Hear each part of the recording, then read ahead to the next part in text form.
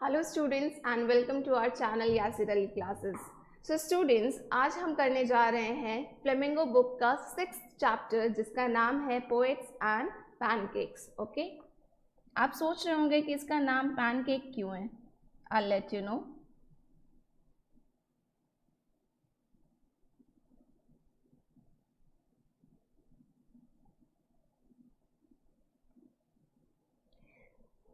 And this chapter is written by author Asoka Mitran. Okay, he is an Indian writer.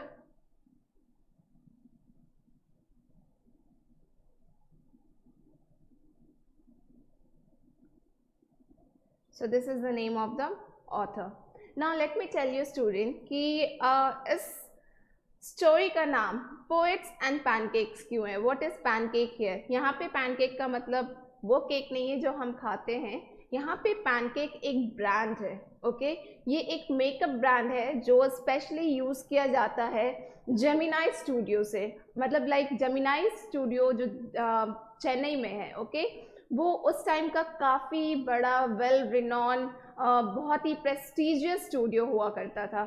ठीक है, and उस studio में specially जो makeup brand use होता था वो था pancakes. Okay, so this pancake is a name of a makeup brand and not of any other cake which we eat. Okay, तो पहले तो ये चीज़ आपको क्लियर करनी थी जो मैंने आपको कर दी।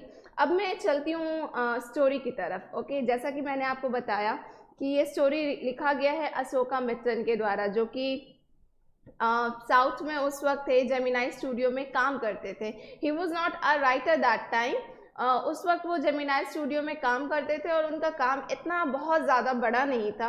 सिर्फ एक छोटा सा काम था कि न्यूज़पेपर में जब भी कोई क्लिपिंग आती थी, लाइक कोई भी इम्पोर्टेंट न्यूज़ रहता था इंडस्ट्री से रिलेटेड, फिल्म इंडस्ट्री से रिलेटेड, तो वो उसे कट करके और उसे अपने फाइल में सेव करके रखते थे। ठीक है, तो this was the only job which he use to do there. लेकिन वहाँ पे रह करके जेमिनाई स्टूडियो, यहाँ जो मेन पार्ट है वो मैं आपको यहाँ लिखूंगी कि यहाँ पे हम सारी बात जेमिनाई स्टूडियो की कर रहे हैं जो कि चेन्नई में है,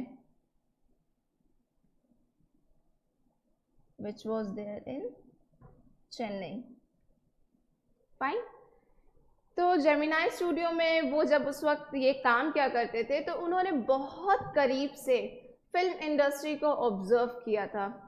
और ये जो उन्होंने लिखा है स्टोरी पोएट एंड पैनकेक्स, ये उनके ही book my year of boss, my year with boss, I guess my year with boss से लिया गया है।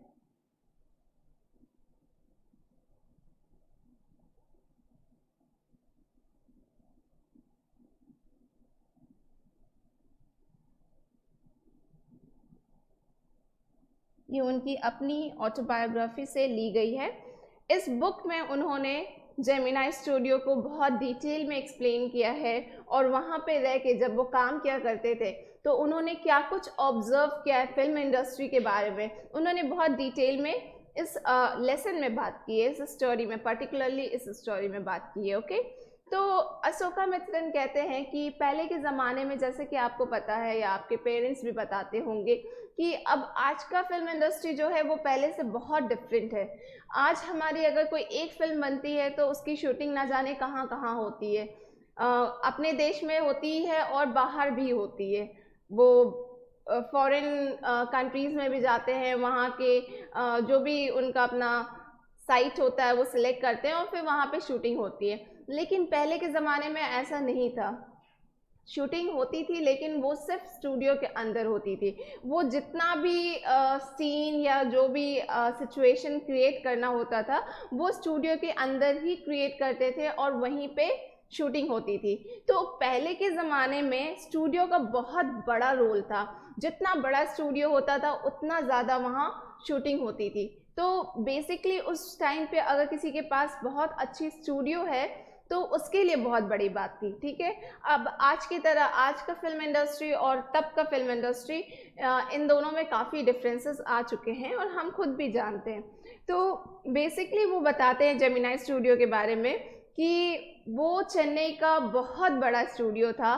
साउथ की जितनी मूवीज़ हुआ करती थी वो वहीं होती थी, इवन बॉलीवुड की भी मूवीज़ वहाँ पे शूट हो चुकी हैं। और जितने भी हमारे बड़े बड़े आर्टिस्ट हैं वो सब वहाँ पे काम कर चुके हैं। तो अशोका मित्रन बताते हैं कि उन्होंने फिल्म इंडस्ट्री को बहुत करीब से ऑब्जर्व किया है। उन्हें लगता था कि ये जो मेकअप ब्रांड है यहाँ पे पैनकेक्स, ठीक है, जेमिनाई स्टूडियो इसका बहुत बड़ा एक तरह से आप कह लें कि फैन था इस मेकअप ब्रांड का।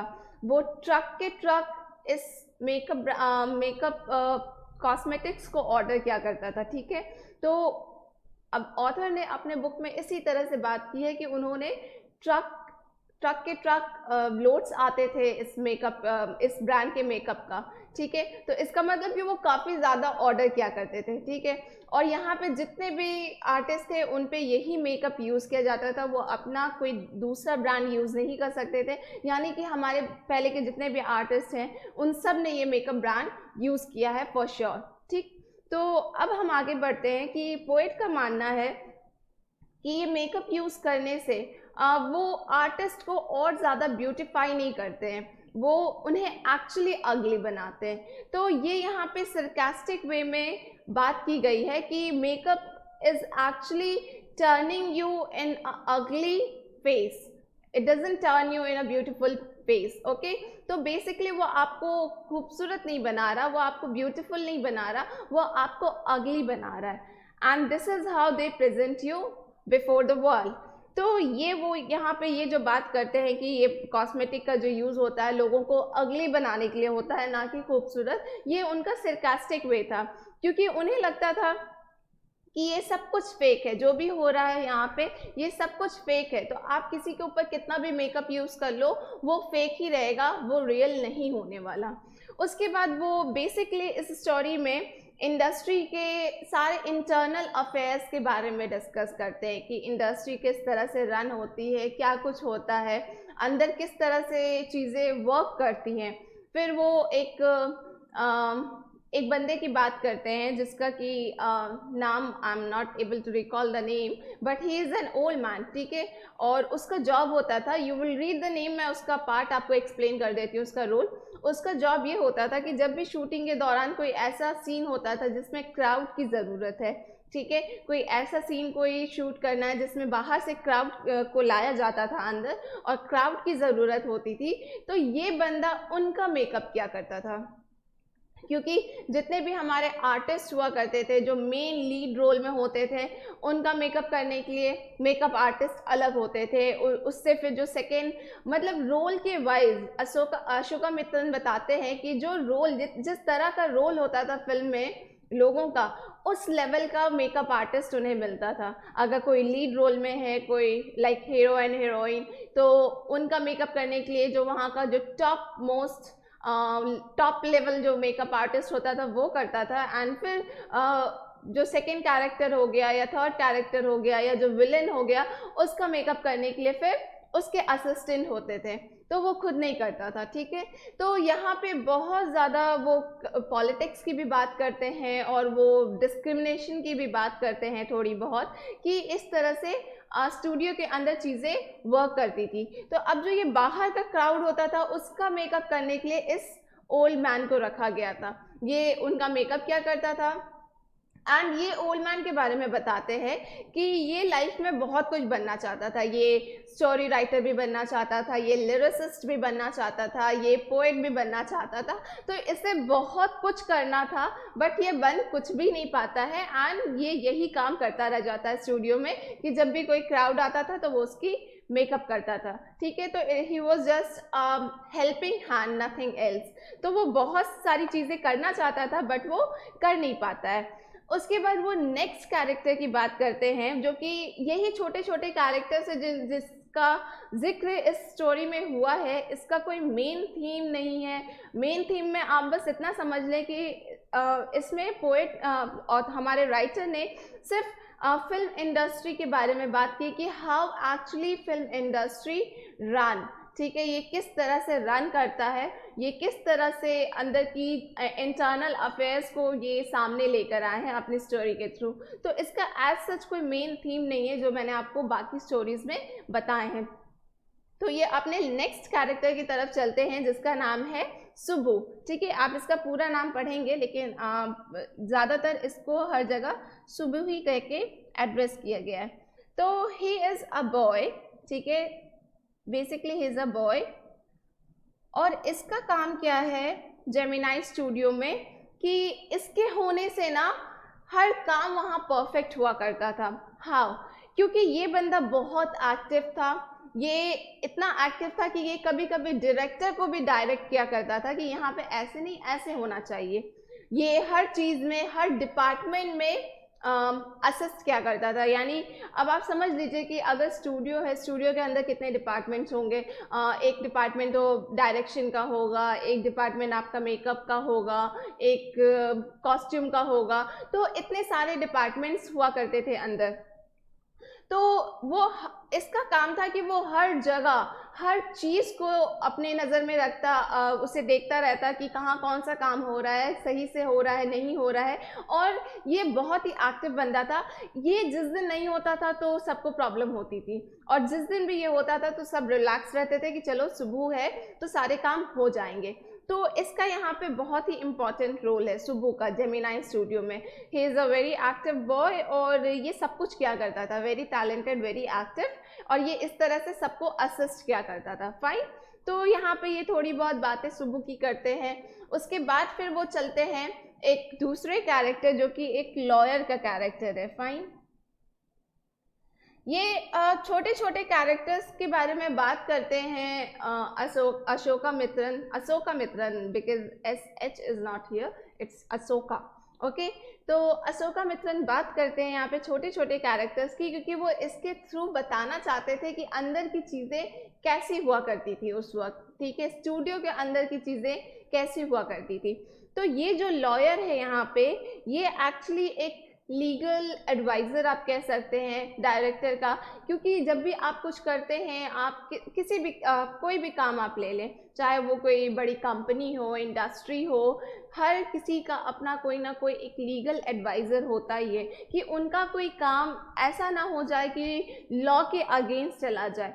तो वो अपने काम को अपने लॉयर से तो वेरीफाई करते ही करते हैं। फाइन। तो इसी तरह से इनका ये जो लॉयर है, ये इनका लीगल एडवाइज़र है। और एक बार वो इसी तरह से कुछ एडवाइस कर रहा होता है डायरेक्टर को, जिसपे कि एक एक्ट्रेस जो उस वक्त वहाँ पे काम कर रही थी, वो उसके अगेंस्ट चली जाती है। वो पूरा कॉन्वर्सेशन उनके बीच का हो रहा होता है, तो वो उसके अगेंस्ट चली जाती हैं और वो बहुत सारी बातें उस लॉयर को सुना देती हैं।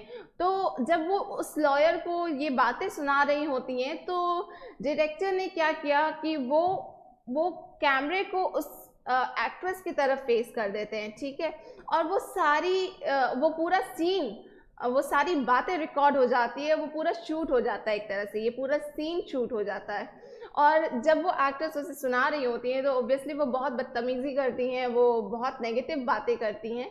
तो जब बाद में डायरेक्टर या उसे एक्ट्रेस को बुलाते हैं और उसे ये दिखाते हैं, ये सीन दिखाते हैं, तो वो काफ़ी ज़्यादा एम्बैरस हो जाती है, ठीक है। वो इतना एम्बैरस हो जाती है कि फिर उसने डिसाइड किया कि वो इस इंडस्ट्री में अब आज के बाद कभी काम नहीं करेगी, एक्टिंग नहीं करेगी। तो इस वजह से, इस लॉयर की वजह से उसकी एक तरह से आप कह सकते हैं कि जॉब चली गई, उसकी करियर का एंड हो गया। फाइन। तो ये एक छोटी सी स्टोरी थी इस लॉयर और एक्ट्रेस की। तो बेसिकली स्टूडेंट आपको ये समझना है कि इस जेमिनाई स्टूडियो के अंदर अशोका मित्रन बताते हैं कि जब तक वो रहते हैं वो इस तरह की चीज़ें देखते रहते थे। मतलब वो फिर यहाँ के मेकअप रूम की भी बात करते हैं, ठीक है। वो यहाँ के एक्टर और एक्ट्रेसेस की बात करते हैं कि उनके लिए ये कितना डिफ़िकल्ट जॉब है। मतलब लाइक हमारे सामने जब एक्टर एक्ट्रेस प्रेजेंट होते हैं, हम टीवी में उन्हें देखते हैं तो हमें अंदाज़ा नहीं होता है कि इसके पीछे का हार्डवर्क क्या है, लेकिन इसके पीछे उन्हें भी बहुत कुछ बेयर करना पड़ता है। लाइक हम इसके बाद वो बात करते हैं मेकअप रूम को, लाइक मेकअप रूम के बारे में। आपने देखा होगा मेकअप रूम कैसा होता है, कभी टीवी में या कहीं भी आपने देखा होगा कि वो ग्रीन रूम शो करते हैं। तो उस टाइम का जो मेकअप रूम हुआ करता था जेमिनाई स्टूडियो का, वो बताते हैं कि वो एक सालों की तरह था, ठीक है। वहाँ पे सब कुछ था, वो मेकअप रूम ही नहीं था, वो इस तरह का रूम था कि वो कोई एंटर करेगा तो उसे लगेगा कि ये सालों में आ गया है। फाइन। और फिर वो बताते हैं कि जैसे आपने देखा होगा कि एक मिरर होता है जिसके कॉर्नर्स पे लाइट्स लगे होते हैं, इंडेसेंस लाइट होते हैं, ठीक है। तो यहाँ पे जेमिनाई स्टूडियो का जो मेकअप रूम है उसके सारे मिरर्स में ऐसी कॉर्नर में, बॉर्डर में इस तरह के लाइट्स लगे हुए हैं, और जब भी उनका मेकअप हुआ करता था, आर्टिस्ट का मेकअप हुआ करता था, तो ये सारे लाइट्स ऑन होते थे। अब यहाँ पे प्रॉब्लम क्या है कि ये जो लाइट्स है ये बहुत ज़्यादा हीट प्रोड्यूस करते हैं। वो इतना हीट प्रोड्यूस करते हैं कि सामने जो बैठा हुआ बंदा होगा वो बिल्कुल गर्मी से परेशान हो जाएगा, ठीक है। तो कितना डिफ़िकल्ट होता होगा इन एक्टर और एक्ट्रेसेस के लिए कि वो अपना ज़्यादा से ज़्यादा टाइम इस मेकअप रूम को देते थे और यहाँ पे उनका मेकअप होता था, और कितना डिफ़िकल्ट सिचुएशन था अंदर का। तो ये इस तरह से मेकअप रूम को एक्सप्लेन करते हैं, डिस्क्राइब करते हैं कि ये कितना डिफ़िकल्ट था उस टाइम के एक्टर और एक्ट्रेसेस के लिए। और फिर उसी दौरान फिर वो ये मेकअप ब्रांड पैनकेक की भी बात करते हैं कि यहाँ पे जो मैंने स्टेटमेंट आपको शुरू में बताया था वो मैं फिर दोहराऊंगी कि इनका मानना था कि ये जो पैनकेक ब्रांड है या कोई भी कॉस्मेटिक आप ले लीजिए, ये लोगों को अगली बनाता है, ना कि ब्यूटीफुल। ओके, तो ये अशोका मित्तन का अपना एक नज़रिया था, उनकी अपनी ओपिनियन थी, फाइन, उनका अपना तरीका था सोचने का। तो बेसिकली स्टूडेंट आप ये समझ लें कि ये जो पूरी स्टोरी है ये इर्द गिर्द है जेमिनाई स्टूडियो के, जो कि चेन्नई में है। उस वक्त साउथ का बहुत बड़ा स्टूडियो था ये, well renowned, prestigious, very important, influential, आप कुछ भी कह सकते हैं, ये हर चीज़ था ये स्टूडियो उस टाइम का। तो यहाँ पे to sum up you can say that we just learn more and more about the film industry. इस पूरे स्टोरी में जब आप इसको पूरा रीड करेंगे तो आप इसको सम अप कर सकते हैं कि basically you will read about the film industry, कि फिल्म इंडस्ट्री कैसी है, उस वक्त कैसा था। अब तो हमें फिर भी डिफरेंसेस पता है, बहुत सी चीज़ें हमें शूटिंग भी देखने को मिल जाती है, समझ में आ जाता है कि कहाँ कैसे हो रहा है, लेकिन उस वक्त का जो हार्डशिप था स्टूडियो के अंदर की शूटिंग का, ये पूरा अशोका मित्तन ने अपने नज़रिए से, अपने बुक में जो कि मैंने बताया माय ईयर विद बॉस, इसमें लिखा है। इन्होंने काफ़ी करीब से ऑब्ज़र्व किया है, और इन्होंने जितना कुछ भी ऑब्ज़र्व किया है ये उस चीज़ को अपने इस स्टोरी में बयान कर रहे हैं, फाइन। तो आई होप स्टूडेंट आपको ये स्टोरी समझ में आ गई हो। ये बहुत ज़्यादा, इसमें कोई थीम नहीं है, इसकी कोई एज सच कोई थीम नहीं है कि हमें इस स्टोरी से क्या सीखने को मिला। इस स्टोरी से हमें फ़िलहाल कुछ सीखने को नहीं मिल रहा है, हमें सिर्फ इंफॉर्मेशन मिल रहा है। This is an informative piece, you can say, इसका कोई थीम नहीं है, it's an informative piece. Okay,